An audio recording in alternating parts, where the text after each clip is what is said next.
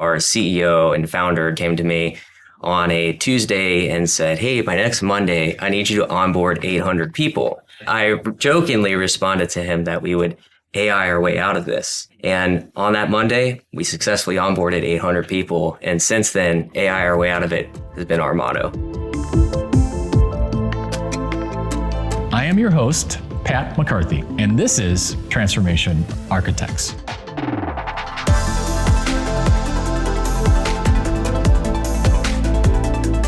Appreciate you having me on. My name is Taylor Bradley. I'm the head of talent strategy and success at Turing.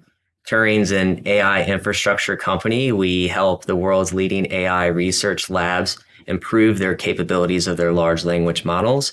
I love, since we're talking about AI and we're talking about progress, that I'm not talking to you as a leader of IT, that you actually really are in the HR function. You've hired 800 people, but you've done even larger use cases. Like what did AI enable to allow that to happen? Well, it's been a journey. It's getting folks to realize what are the practical ways that they can implement it into their individual workflows. So instead of having a top-down approach, we've taken a bottom-up approach. In the context of AI everywhere, can you talk to us a little bit about employee adoption and of what you did to drive that, how you made that happen inside of the organization? Yeah, the best part about this journey, I've actually learned from my 4-year-old daughter, is getting her to learn how to ride a bike. You can give best practices, you could talk, you make sure she wears a helmet, but the way that she learns is by riding the bike. Doing it, yeah. Yes. And so adults learn the same way we've learned in this process, is you want to tap into their creativity and their curiosity. That's a much more powerful force than putting trainings that are made to feel like they're compliance. Yeah. And one thing that we did is one of the hot tickets in our organization is our AI our way out of this offsites. And this is where we get a small group of folks together. And with Gemini and the latest breakthrough on coding abilities, we have now deprecated the use of some other third-party coding tools or large language models to only use Gemini. It was designed by talent operations and people leaders. And so it was very clearly aligned to the needs of the business. Within a couple of weeks, our engineering team were able to scale this into a system that went through, of course, different governance checks and proper engineering, looking at code. And now we're on track that it is implemented. We're on track to save about several thousand hours worth of manual work in the year. Coming in with a mandate that you need to use XYZ tool is traditionally not a great way to implement any kind of human change management initiative. Yeah. So getting them on board with the fun, the creative aspects of it has been very useful to then naturally progress into the conversation of, in all of your roles, you have a collection of tasks that you do. Which of those tasks would you prefer to have AI augmentation to help you support? Yeah. Because then that buy-in is immediately there. Everybody always wants to know what's the business case for ROI. So maybe you can share some thoughts around how you think about the business impact that this has had. What we noticed in 2025 was that we had around 60,000 tickets that would come in manually processed by the people operations team. That had a flex team of around 12 to 16 people that were manually responding to all these tickets. And what we set out to do was, how do we respond to these with generative AI or conversational language model? And we came up with the metaphor or analogy of a bank, is the types of inquiries that would come in. What did our employees feel comfortable getting an ATM style response or a generative AI style response? And what types of topics did our employees prefer to get out of their car? And so we started to segment our knowledge base into those two types of categories. We initially saw some increase of the conversational language model, which is known as Alan, was responding to about maybe a half of an FTE's worth of tickets.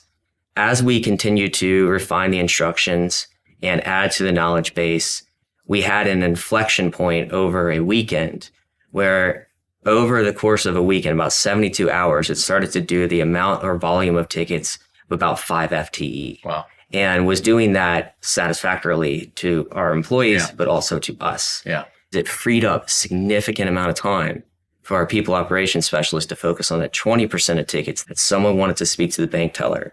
And now they were having more long-form conversations and having more human empathy and judgment applied there. When we drive high levels of automation and we kind of shrink the response time because of large language models, we're actually seeing kind of ticket volume go up. And when you dig into the details on that, it's because people are getting great answers in a really short cycle. We had that same epiphany. Is our ticket count has about 2x'd. And we've also expanded the knowledge base well beyond HR. I'd love to hear a little bit more about the positive or pleasant surprises that you've discovered on your journey. One of the ones on our talent development team most recently, I'm smiling because it brings me a lot of joy at this cycle that we went through. We realized that with Gemini's new coding capabilities, that we could reinvent what we call Turing University. And we're doing this without having any software engineers on our team. I built a module and I went to our talent development team and said, I built this on a flight back from San Francisco to the East Coast. The acceleration and the velocity that you can achieve by using a large language model now is unparalleled.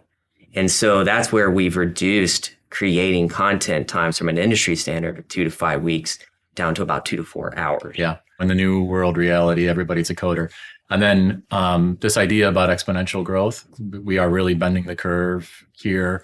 And it's just creating more and more opportunities. There isn't a finish line. I love that fact that you're saying like everybody is an AI expert inside of your organization. Everybody has access to the tools. Everybody can drive automation, simplification, improvement. Precisely. Yeah.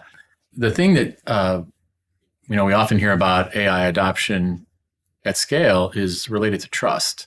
How did you manage that inside of Turing? When we set out to implement AI use cases, we're very intentional about choosing use cases that are augmenting human judgment and creativity and not replacing it. That automatically will start to build trust with your employees. The benefit of Turing is we're an AI company. So there was a lot of bullishness around implementing generative AI. Yeah. But speaking with our clients is where I tend to get involved often and speak to other CHROs. Is this tool going to be safe? Is it trustworthy? Yeah. Is it going to do what we want it to do? And so we need to be that bridge for folks of, if you use a tool like Google Workspace, it's already in a trusted environment. Yeah. It's not something that you have to go sell to your CISO or to other members of the organization that may not trust all of the third-party tools that are out there. Yeah. And that's a good governance check. But the second is having it embedded was a game changer for us and the other clients that we work with that are afraid of implementing AI into their organization. You have to realize that this is a human change management process that you're going through and not a technological one. So Taylor, one of the things I really loved is this idea about a blueprint and a blueprint in the organization, a blueprint for the future. Can you expand on how you're thinking about that and how you've, leveraged that idea on your AI journey? Yeah, the original concept came from SpaceX, actually. Is this two-stage approach of we need to get to the moon in order to get to Mars. So first, getting to orbit and getting to the moon is what are the practical use cases that you can implement inside of your organization? And as we've discussed, that's embracing the curiosity, the creativity, but encouraging every employee to go out and examine what are all the tasks that I do and where can I get leverage, and enabling them to start ticking those tasks off typically will lead to a compounding effect, which takes us to Mars. What are a couple of points of advice that you would have for folks that are, dipping their toe in or experimenting, or maybe that they're looking to move more quickly? What can they learn from what your experience has been? The first, from the leader's perspective, is we need to lead with empathy in this environment. Not everyone is fully bought into generative AI in the way that you and I may be. Yeah. And there's very healthy skepticism out there of the different negative impacts this could have. Then I also go back to what we've done internally, is find unique and creative ways to help embrace utilizing generative AI. Taylor, I want to thank you very much for being here. Super enlightening, a ton of practical, applicable devices that I know the audience can take away and will find very, very helpful as they continue their AI journey. Thanks for having me. Yeah, you bet. No matter what you're doing in what industry and where you're headed with AI, our goal really is that you find a way to partner with AI. Thanks again for joining us and look forward to seeing you on the next episode. We'll see you all soon.